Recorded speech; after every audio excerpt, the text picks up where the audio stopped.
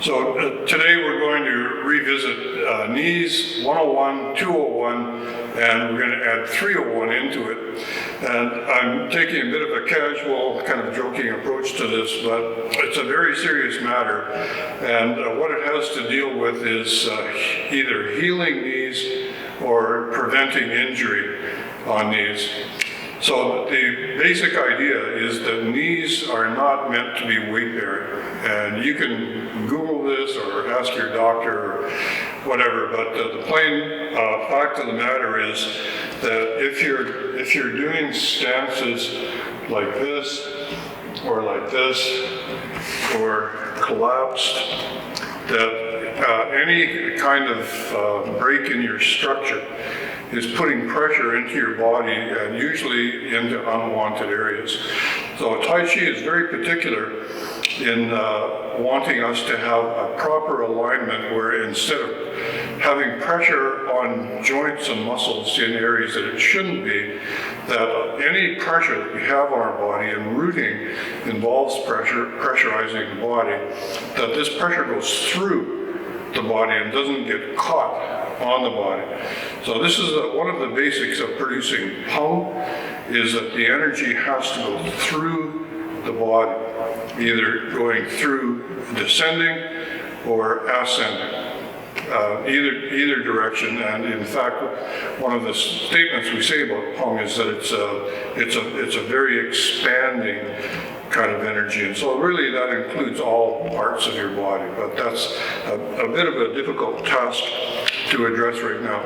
So today's knees 101, the first thing that I'm going to do is an exercise I call hidden in plain sight, and the beauty of this is that you can do this at home very safely. You can check it out for yourself, and it's 100% safe because all it involves is sitting. But we're going to sit in a mindful way. This is something that we do many, many times during the day. Some of us do a pretty good job of sitting and standing, and others of us, we have lost so much control, so much muscle in our lower body that we do it kind of in a herky-jerky way that is guaranteed to hurt your body, so make matters worse.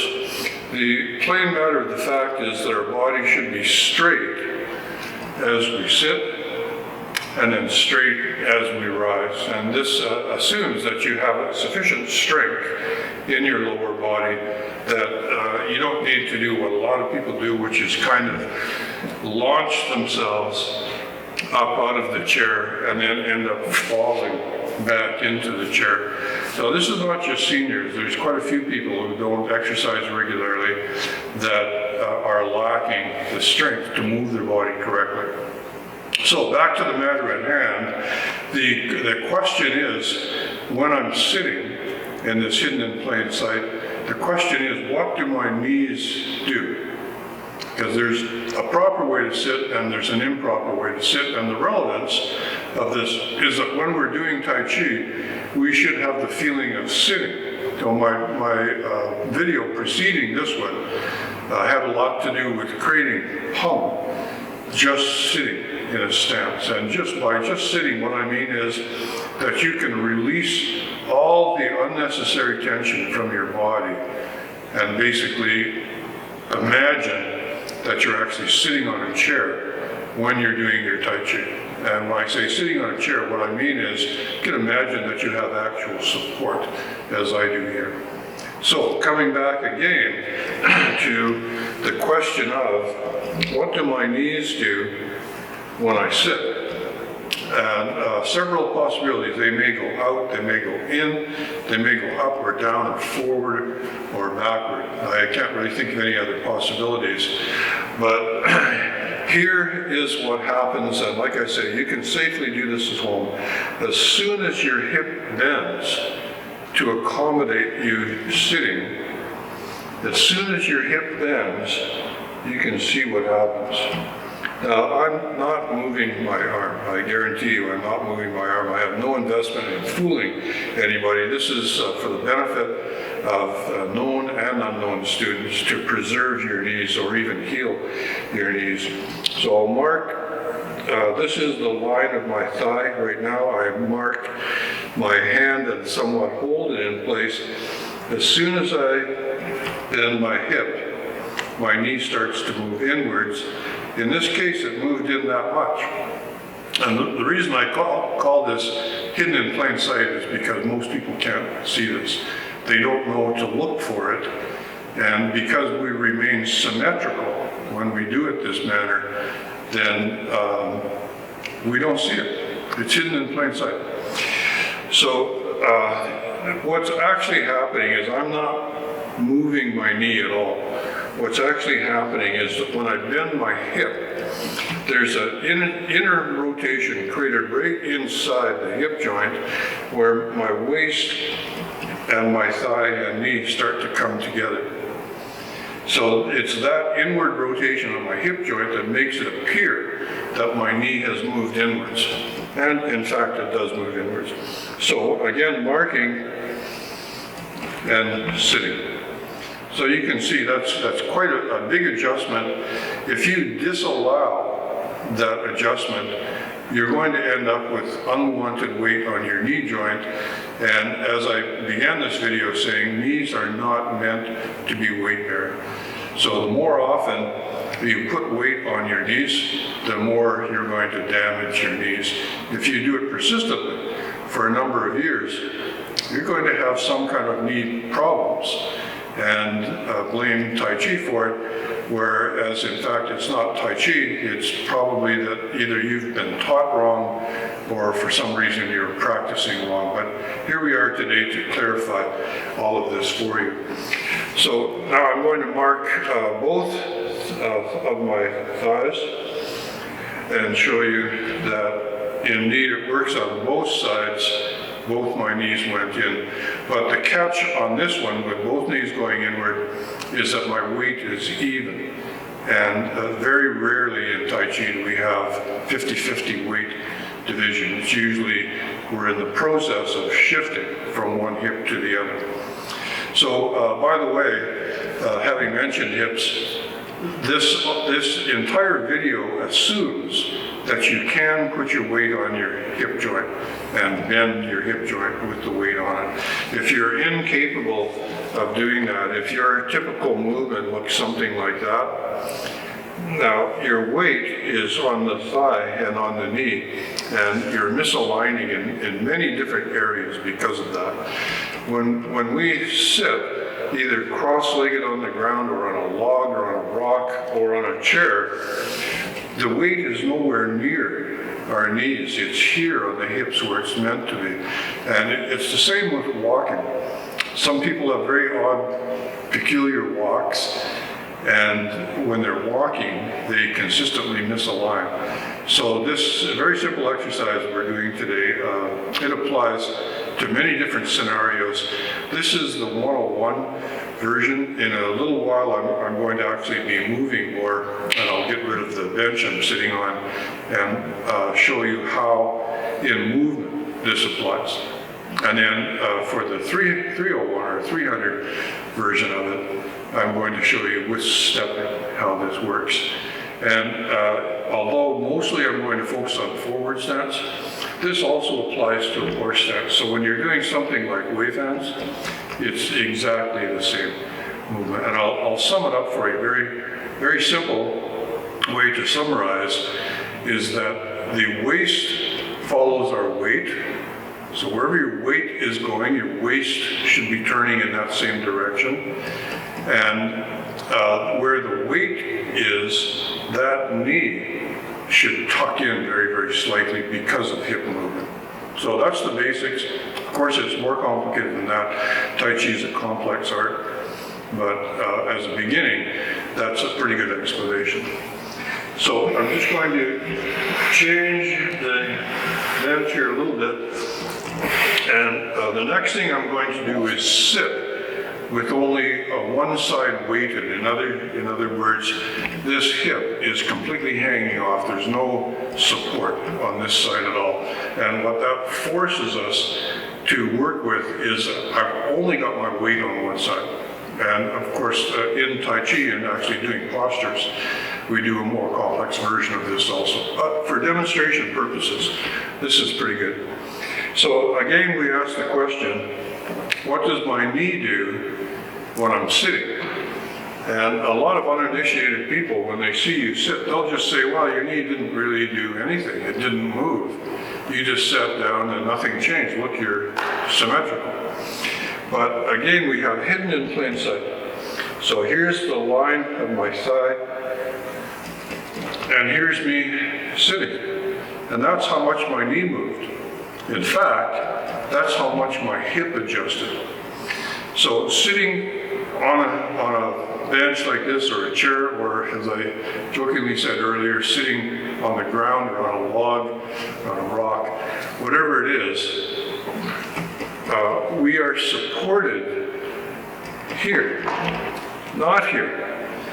So if you do your Taiji stances like this, and you have the idea of being rooted and centered and balanced, well, would I sit with my weight over here? No, of course not. We never sit with our weight out here, and yet a lot of people doing Tai Chi, they do that on a persistent basis. So one very glaring example of this is when you see people doing squatting single lip. And what they typically do in that instance is 100% wrong. And I'll try to get to that in a little while and show you the proper way to do it. So now I'm going to adjust again. Excuse me. And this time, making this in every sense of the word my rear foot. This is my front, rear. So when I sit, again, you can see I'm supported on my hip joint, or the bottom of my butt. This side is hanging off, so now, again, we only have one side that's weighted. So I ask the same question again, what's going to happen to my knee when I sit? So let's find out. Again, I mark, and I sit. And this time, you can see my knee moved in almost that much. But again, I want to emphasize, it's not me moving my knee. If you move your body instead of allowing it to adjust, you're always going to be off. We have to allow our body to adjust, knowing all the rules. So no weight, weighted, and that much of a curve inwards. And this is a principle of body movement. It's not a policy that we made up. It's not somebody saying your hand has to be exactly 12 inches or 15 inches from your nose. It's, as Tai Chi should be taught, it's adjustment of the body into proper positions. And it's done through release of the body. So now how does that apply to a forward stance? So now we have some weight, at least some weight on both sides. Now the principle is going to remain the same, and what I said not too long ago was that where your weight goes, your waist goes, and that knee should always have a slightly inward curve. Now for most people, on this alignment, they're going to say my leg is straight. But once again, I'll show you. It is straight, but it's curved in. And the reason it can be both is because the adjustment is being made way back here, causing this to rotate inwards very slightly. So now, the big shocker for a lot of people is what happens on the rear leg when we apply the same principle. The rear leg, when you're in a forward stance, should be almost 90 degrees to your belly button. Not quite, but almost 90 degrees in almost every case. So standing like this, with my weight sitting on the front, I'm going to transfer my weight backwards onto my rear hip. Remember, not my thigh, not my knee, but into the hip joint so that I'm actually supported correctly and can eventually release my entire body. So what do you think is going to happen? when I put my weight back here. Of course, the question applies to what's going to happen to my hip and knee. Well, one of the first things people have to get used to is before the weight begins to move and before we have a chance to rise and lock and force our weight to go out onto our thigh and knee, what we need to do is further loosen the rear hip joint and then keep it loose so that as we move backwards, our weight is going right into the middle of the hip joint where we want it to be. And many, many reasons why we want it there, but the basics of it are symmetry or integrity or alignment, whatever you want to call it, balance, center, rootedness. So here I go, I'm bending my hip, I'm marking the line of my thigh. And you can see the further I go backwards and the more weight I put here, the more my knee rotates inwards. And then outwards when I come forward. So here's a thought on this whole video, is that the leg to concentrate on if you want to gain this ability is the front leg first. The front leg is much, much easier to do than the rear leg. I'm just throwing this in for the sake of completeness. So here I am, quite lined up, looking pretty good. Open my hip joint, transfer my weight. My knee almost ends up pointing straight forward. And I mentioned single whip. So the most common method in Yang style of doing single whip, some people even rotate their leg out and then move their weight over here, locking the hip joint. Locking any joint is clearly prohibited by the ideas presented in 10 guiding points of Tai Chi. The first one, which says either relax or release your body. So how does locking a joint equate to either relax or release? Well, it doesn't. And that equally applies to the rear leg. If you straighten your rear leg, even if it's not entirely locked, you're violating, again, several principles. One is you're going up. And what we want to do in Tai Chi is root our body at all times. We should be mostly going down. So when you go up and begin, oh, there, my hip is locked, my knee is not quite locked, but it's moving in that direction. I'm going upwards, and I'm probably off my hip and on my thigh and knee at this point. And these kind of postures are very common. Taking it to the worst example is there's a particular group that moves in this manner, completely misaligning their bodies at all times, locking joints, raising their breath, doing everything the opposite of what Tai Chi should be. So, when we go back, the rear knee turns inwards. When we go forward, the rear knee swings out. This is opening this joint on the way forward, causing that, and then keeping my joint open as I go back causes this. So in each case, it's releasing the hip joint that causes the knees to appear to move. It's actually an adjustment of the hip. So I'm on the other side now. When I go back, that knee moves slightly out. When I go forward, that knee moves slightly inward. So there's my timer indicating that the video has to stop at this point. So I'll be back in a moment. I'm just going to reset things a little bit, and we'll be back and do the 200 version of this attribute that we're working on.